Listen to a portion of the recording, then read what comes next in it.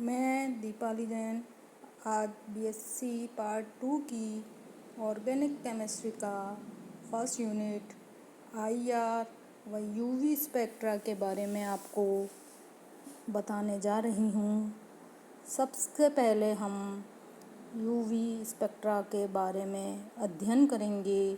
उसके लिए हमें विद्युत चुम्बकीय विकिरणों को समझना पड़ेगा। विद्युत चुम्बकीय विकिरण ऐसे विकिरण जिनकी तरंगें उस क्षेत्र में विचरण करती हैं जिसमें स्थिर विद्युत क्षेत्र तथा चुंबकीय क्षेत्र परस्पर लंबवत स्थिति में हो, विद्युत चुम्बकीय विकिरण कहलाते हैं। एक्सरे, गामा रेज आदि विद्युत चुम्बकीय विकिरणों के उदाहरण हैं। पदार्थों के अणु एवं विद्युत चुम्बकीय विकिरणों की अंतःक्रिया से विद्युत चुम्बकीय विकिरण का विभाजन होता है, जिसके रिकॉर्डिंग से प्राप्त चित्र को विद्युत चुम्बकीय स्पेक्ट्रम कहते हैं। स्पेक्ट्रा दो प्रकार के होते हैं। पहला, उत्सर्जन स्पेक्ट्रा। उत्सर्जन स्पेक्ट्रा में किसी पदार्थ को ऊर्जा दी जाती है तो उच्च ऊर्जा वाले पदार्थ के अणु या परमाणु अतिरिक्त ऊर्जा को विद्युत चुम्बकीय विकिरणों के रूप में उत्सर्जित कर देते हैं। ये विकिरण डिटेक्टर से होते हुए रिकॉर्डर में जाते हैं और हमें उत्सर्जन स्पेक्ट्रा प्राप्त होता है। दूसरा, अवशोषण स्पेक्ट्रा। अवशोषण स्पेक्ट्रा में किसी पदार्थ में से विद्युत चुम्बकीय विकिरणों को गुजारा जाता है।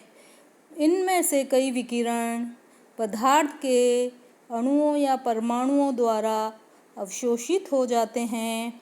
केवल कुछ ही विकिरण पदार्थ में से वापस निकलते हैं, जिन्हें डिटेक्टर के द्वारा रिकॉर्डर में भेजा जाता है, जहां उनका अवशोषण स्पेक्ट्रा प्राप्त होता है।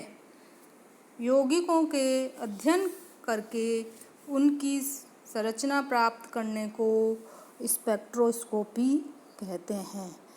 विद्युत चुम्बकीय विकिरणों के उत्सर्जन व अवशोषण के आधार पर स्पेक्ट्रोस्कोपी दो प्रकार की होती है: उत्सर्जन स्पेक्ट्रोस्कोपी एवं अवशोषण स्पेक्ट्रोस्कोपी। कार्बनिक रसायन में अवशोषण स्पेक्ट्रोस्कोपी का अत्यधिक महत्व है, क्योंकि अधिकांश कार्बनिक यौगिक अवशोषण स्पेक्ट्रम देते हैं।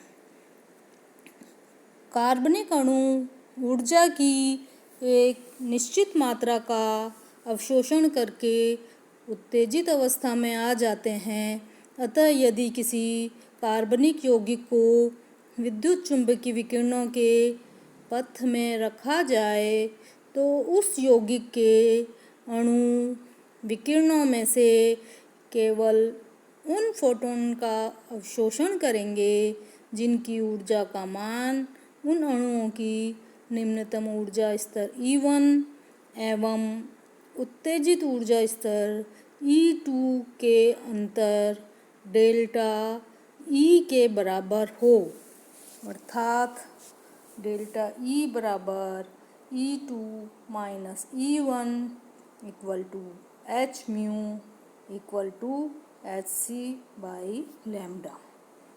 इन फोटॉन के अवशोषण के बाद शेष निकले हुए पारगत विकिरणों को विभाजित करने पर अवशोषण स्पेक्ट्रम प्राप्त होते हैं।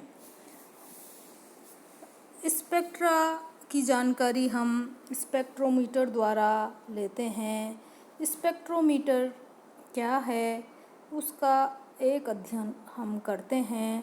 सरल रेखा चित्र द्वारा स्पेक्ट्रोमीटर को समझाया जा सकता है।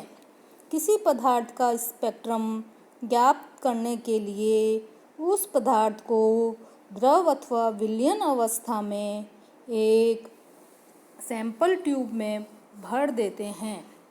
फिर किसी प्रकाश के स्रोत से किसी निश्चित तरंगदैर्ध्य वाले प्रकाश को इस विलयन में से गुजारते हैं। माना इस प्रकाश की तरंगों की तीव्रता I0 है। जब यह प्रकाश किसी यौगिक अथवा उसके विलयन में से गुजरता है तो उस प्रकाश का कुछ भाग विलायक द्वारा अवशोषित कर लिया जाता है। माना कि इसमें से उत्सर्जित प्रकाश की तीव्रता I है। यह उत्सर्जित प्रकाश एक मोनोक्रोमेटर C से होता हुआ एक संसूचक D में जाता है। यह संसूचक D एक रिकॉर्डर से जुड़ा होता है जिससे पदार्थ के अवशोषणांक अथवा अवशोषकता लौकिक तरंगदैर्ध्य के विरुद्ध एक आरेख के रूप में चित्र प्राप्त होता है जिसे स्पेक्ट्रम कहते हैं। विद्युत चुंबकीय स्पेक्ट्रम।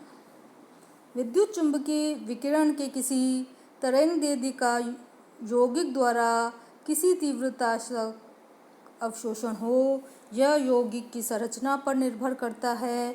अतः अवशोषित पदार्थ की तरंगदैर्ध्य ज्ञात होने से यौगिक के संरचना के बारे में जानकारी प्राप्त हो सकती है।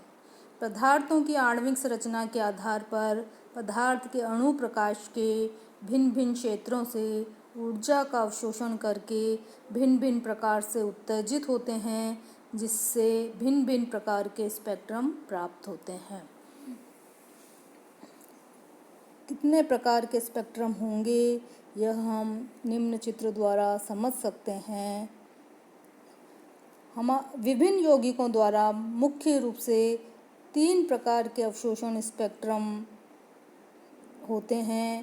पहला UV, जब पदार्थ के अणुओं द्वारा प्रकाश के दृश्य व पराबैंगनी क्षेत्र से ऊर्जा का अवशोषण होता है तो प्राप्त स्पेक्ट्रम 200 से 800 नैनोमीटर तक के तरंगदैर्ध्य क्षेत्र में लैम्ब्डा मैक्स प्रदर्शित करते हैं। इस क्षेत्र में प्रकाश के अवशोषण द्वारा अणुओं के इलेक्ट्रॉन उत्तेजित होकर उच्च ऊर्जा स्तर पर चले जाते हैं। दूसरा IR, जब अणुओं द्वारा प्रकाश के अवरक्त क्षेत्र से विकिरणों का अवशोषण हो तो प्राप्त स्पेक्ट्रम 2.5 से 15 माइक्रोमीटर तक के तरंगदैर्ध्य क्षेत्र में लैम्ब्डा मैक्स प्रदर्शित करता है। इस प्रकार की स्पेक्ट्रोस्कोपी को कंपन स्पेक्ट्रोस्कोपी भी कहते हैं। तीसरा NMR, जब अणुओं द्वारा कम ऊर्जा वाले रेडियो आवृत्ति वाले क्षेत्र से विकिरणों का अवशोषण होता है तो NMR स्पेक्ट्रम प्राप्त होते हैं। इसमें अवशोषित तरंगों की तरंगदैर्ध्य 1 से 5 मीटर तक होती है। अणुओं में विद्यमान विभिन्न प्रकार के प्रोटॉन विभिन्न तरंगदैर्ध्य वाले प्रकाश का अवशोषण करके पीक दर्शाते हैं।